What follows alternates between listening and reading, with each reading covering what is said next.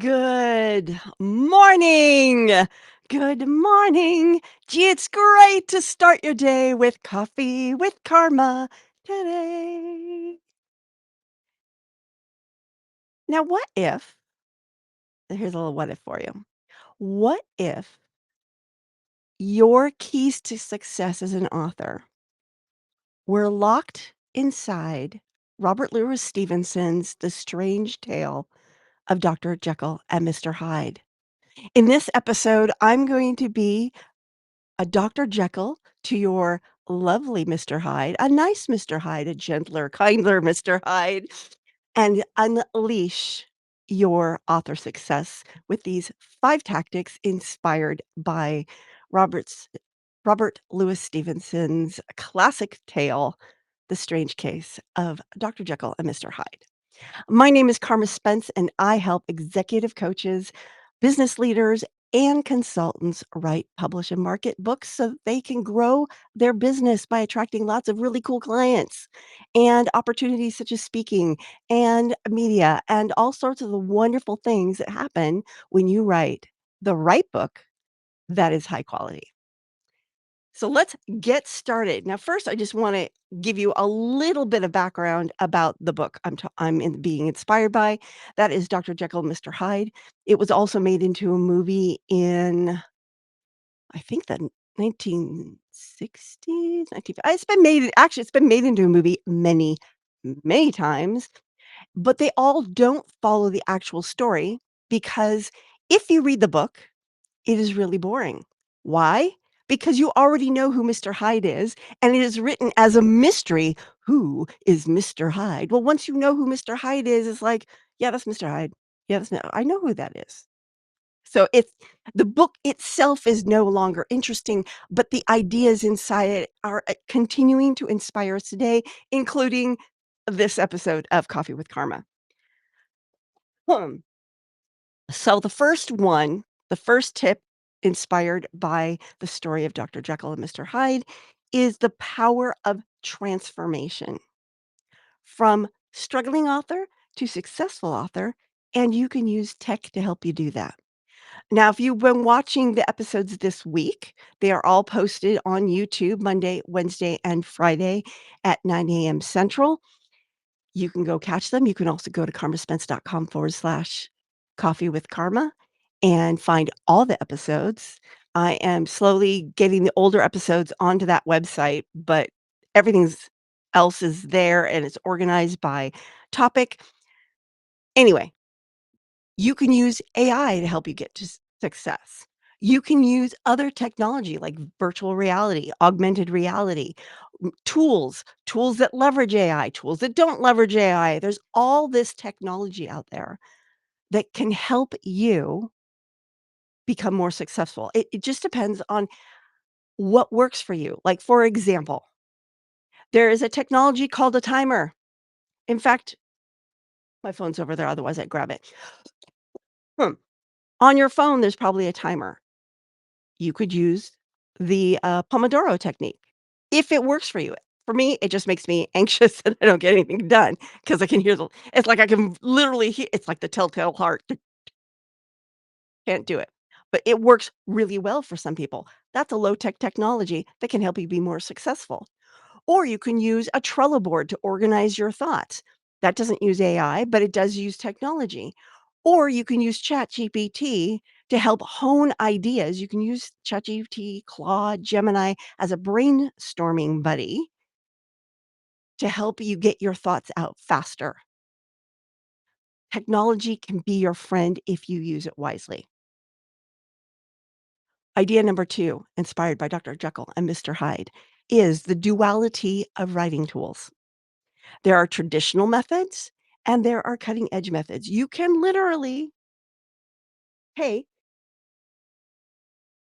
I got I don't have a clean page, but you can take a notebook and a pen or a pencil. You can even add a little funny little rubbery eraser to the tip of the pencil just for fun. I have them in a variety of colors. And you can write your book out or parts of your book out on a notepad. And then you can either type it into a Word doc yourself. Here's 3 ways you can get your written words, like written words, into a Word doc or a Google Doc so that it can be formatted into a book. You can literally type it yourself. You can hire someone to type it in for you, or here's a technology way. You take it, you read it into either an audio file or directly into an audio transcription tool like Happy Scribe, even Descript, and you read it into this tool, and it transcribes your audio into text, and then all you have to do is fix it where it got it wrong. For example, every time I transcribe a video and I say, "Karma," it spells it with a K. I wish I could get it to stop, but the Descript tool that I have does not come with its own library that you can add words to. So, thankfully, they do have, a handy little tool that says "correct all." So I correct it once, I hit "correct all," and however many times I say "karma," it corrects it to the correct spelling with a C. So technology can be your friend. Tip number 3, experimenting with technology. Find your winning formula. Now, I've given you some ideas, but you are not me, and I am not you. What works for me may or may not work for you. Because we're all individuals and we have different learning styles and we have different experiences in the world. We have different levels of comfort with technology. Find what works with you. Experiment. Try things out. I'm always trying new things out. And some things I am Tigger when it comes to new things. It's like, yes, this is awesome. I love this thing. And then I try it out and I'm like, okay, that I don't like that thing. I I yeah, don't like that thing. And you know what? It's okay. It's okay to try something out and find you don't like it, but you wouldn't know it doesn't work if you didn't give it a try. So I definitely recommend experimenting, and that includes experimenting with reading about new things. You can read them online, you can read them, uh, in a book, you c well, there's an idea. You can read them in a book, you can read them or you can hire different mentors. Like, I've worked with different mentors over time because in there was a season when that mentor worked for me, and then I came out of that season and that mentor no longer it doesn't mean there's anything wrong with that mentor, it just means I've moved on into a different season of my life, and their skill set doesn't fit with that season. Huh. So experiment with the Trello experiment with the different AI models, experiment with Pomodoro techniques, see if it works for you.